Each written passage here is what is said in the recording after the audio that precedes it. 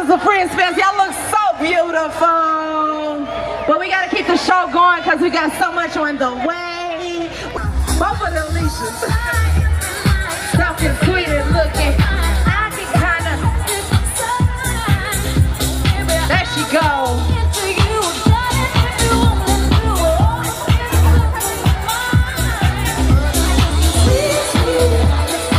Braids, froze, locks, fades, oh my. Hundreds gathered in Tower Grove Park, all for the love of hair. This gathering marked the 6th annual FrizzFest. People danced and basked in the celebration of tightly coiled hair. Every person who attended has their own hair tale, and here are just a few. Story about my hair. Well, my hair journey has been very long and very, I would say, healing. I didn't have a good relationship with my hair growing up. I had really thick hair, and my mom used to do my hair pretty much every other day. I had a lot of it, but there were no natural hair care products to take care of it. But as I got older and as, you know, the natural revolution just kind of started coming in the early, I would want to say 2000s, the more I embraced my natural hair, the more I started to love it and just kind of figure out what works best for me. So I'm still learning to nurture it and care for it. But all in all, I love my hair. Beautiful. It's absolutely beautiful. So I went natural probably 12 years ago, and I spent most of my life having straight hair, and the transition was hard, both physically, emotionally, socially. Even still being a black woman in like STEM with a lot of natural hair, it's not widely accepted in my field. So coming somewhere where I can let my hair down, coming somewhere that I can let it be what it is, and people are not calling my hair, you know, oh, it's so funky, it's so unique, this is how it grows out of my head, and you think that I'm doing something extreme.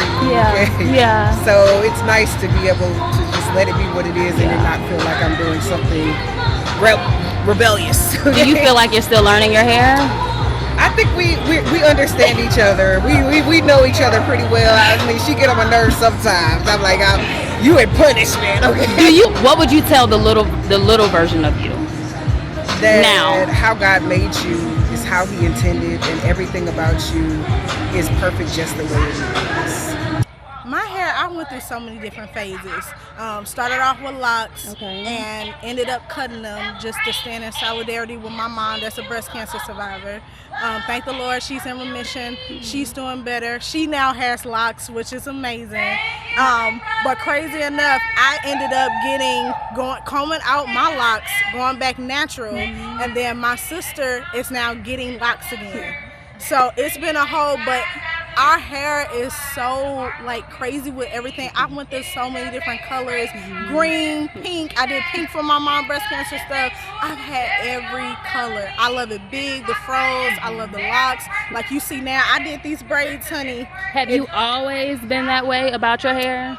Yes, because hair for me is more than, it's kind of like art, like it's a masterpiece. As you can see, I'm very expressive in the way I dress.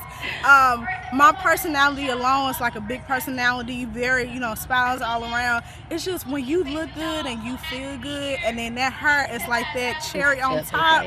I love it. Like I'll do some peaks in my hair. You might see a flower. You might see some little bobby pins. I love it though. Personal story and journey about hair. I used to be really dark and lovely up top, so mine is kind of like I had to be okay with letting go.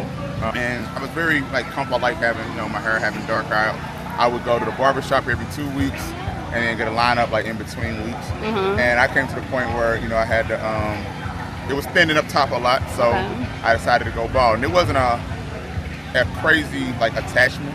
I didn't go through phases with it. I just went to the barber shop one day and told my barber to cut it off. But I was really comfortable with that because I had a beard. So as far as my beard, I've been wearing a beard since 2010. It was just something I did for a skin condition. Initially what kind of started it, but it was just something I did because, I don't know, it made me feel comfortable at a time when it wasn't really super cool to do. And so I've been wearing a beard since 2010 for sure. So yeah, it's kind of been my staple. And just in hair overall, I think that it's important to embrace like your natural hair, your natural look, whatever that looks like. Yeah. You know, whether your hair is naturally straight, whether it's curly, whether it's long, whether it's short. There's a lot of people that, you know, I mean, you got guys that wear short with the waves. You get some guys that do locks, some guys that do twists, you do braids. You know, on the lady side, you have ladies that look nice. Ladies that look nice with short hair, with fades, you know, with the curly froze or the in-between. So just hair is very much it can be an accessory, right? It can create like character. It's very much an accessory.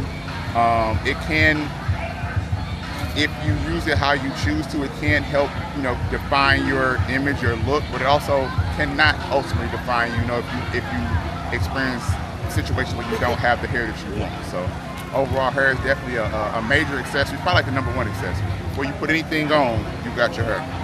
Evolution that's happening, it's change that's happening. Love every phase and stage of it.